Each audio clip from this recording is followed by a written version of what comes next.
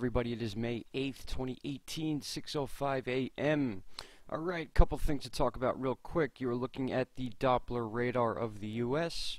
Currently, right now, our only main weather situation or moisture system going on is currently over Nebraska, moving into Minnesota and Iowa. This is bringing some rain with it. The issue with this is going to be as it moves closer to the Great Lakes, it's going to begin pulling up moisture from the Gulf, like we see many of these moisture systems do that begin up along the north border by Canada. They begin by Washington and Oregon. They move in from the Pacific Ocean. You can kind of see this spotty situation going on a little bit more south of that. It kind of moves over Utah and Arizona through New Mexico and Texas.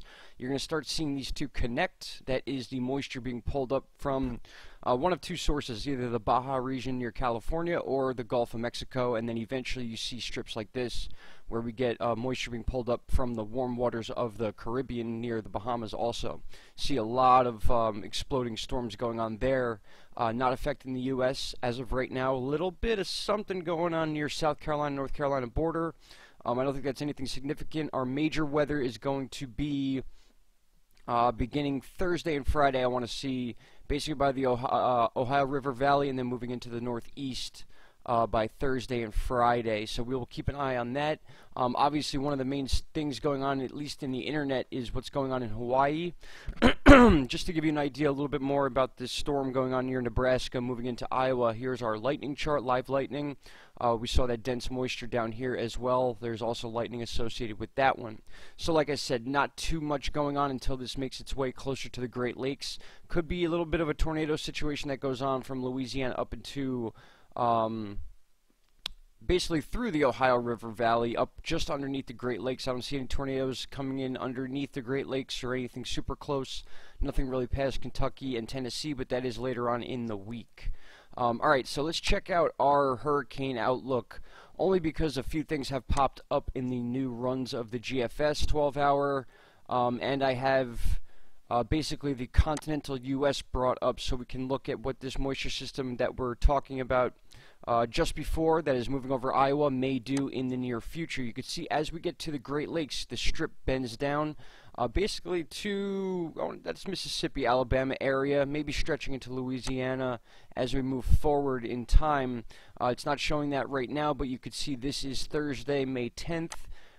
There's the 11th, and the 12th is when we have that separate system that's moving in from behind Pacific region, Oregon, Northern California, moving through Nevada, Rockies, and then moving across the U.S. We could see a little bit of yellow there. That's when things start getting a little bit more serious.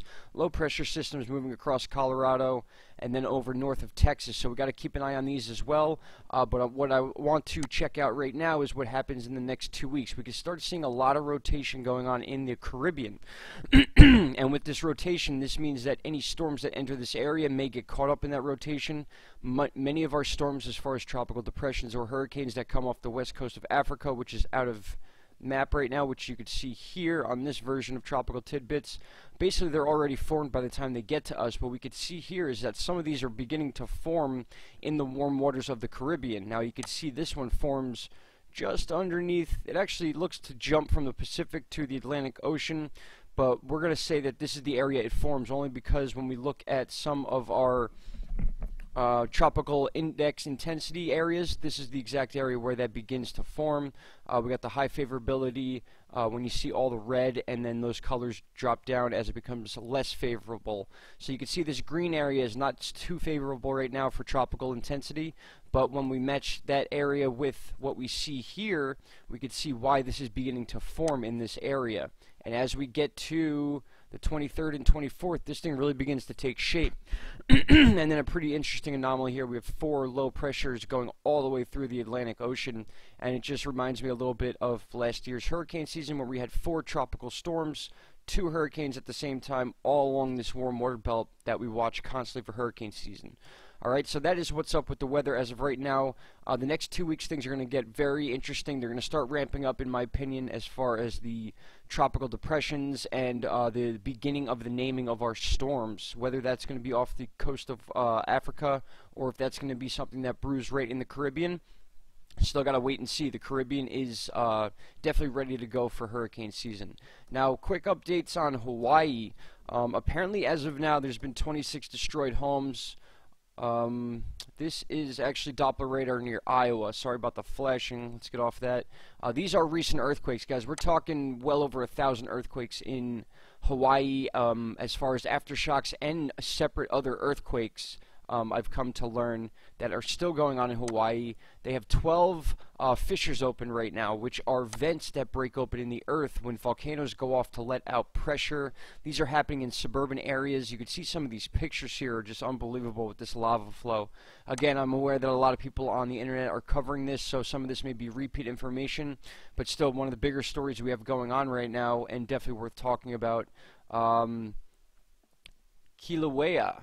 That's how you pronounce it, I believe. These are some shots of Kilauea. I don't want to go through too many videos or pictures only because of copyright issues. You guys know how that goes here on YouTube. So basically, people are being forced to flee their homes. This is a big volcanic event. They're not sure exactly what's going to happen. I read a CNN article that said the eruption has actually calmed down, but they're expecting that to rise. Because of the opening of these fissures, there's now 12 in total. These areas are all being loaded with poison gases too, and because this is in a populated area, people are having to be evacuated from their homes. If they weren't destroyed, they have to leave because of the carbon and deadly sulfur dioxide gas. Residents of a second area, Linapuna Gardens, were barred from returning home on Monday. So these evacuations are still going on. These people really have nowhere to go because you are on an island. It is the big island, which is big in itself, but there's only so many places you can go when you're surrounded by a lot of woods and a lot of volcanic, basically deserts where it's just rock. Like you could see around this area here, very depopulated area.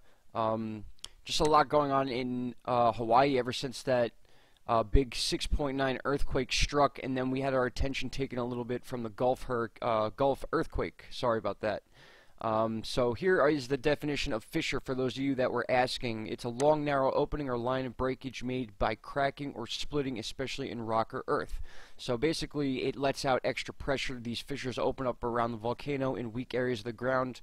There were some pictures of the road broken in this article. Maybe I was looking at another article. There's Fabio. But you can just get an idea of the devastation this lava is causing, and there's no stopping this stuff, guys. You cannot just stop lava. You can't build a wall like they did in the movie Volcano and hope for the best. These houses are just being engulfed, and it's just such a slow-moving disaster that at least you have the time maybe to gather some belongings and stuff like that. But still, to watch and know that your home is about to be destroyed by an unstoppable force is very anxiety filled, to put it lightly. I can't imagine what a lot of these people are going through with nowhere to go. But we're going to stay on top of it, guys. I didn't have a video yesterday, so I wanted to touch base on that today. Like I said, 12 fissures have opened. Believe it or not, this volcano has been active for over 35 years, but these are just much bigger situations going on with it right now as far as the lava flow. So, like I said, channels like Dutch Sense, Mr. MBB333, covering this extensively if you guys want more detail, but that is the latest as of right now. People still being evacuated, homes still being destroyed. So, that's it for now, guys. That is our weather update. That is our Hawaii update, latest earthquake update. Nothing going on too much in the U.S., but we will keep an eye on it, of course, as we always do. I hope everyone's having a good beginning to their week. I will be back later on this afternoon or tomorrow morning. Keep an eye on Hawaii. Keep them in your thoughts, guys. I'll talk to you all very soon. Have a great day. Bye-bye.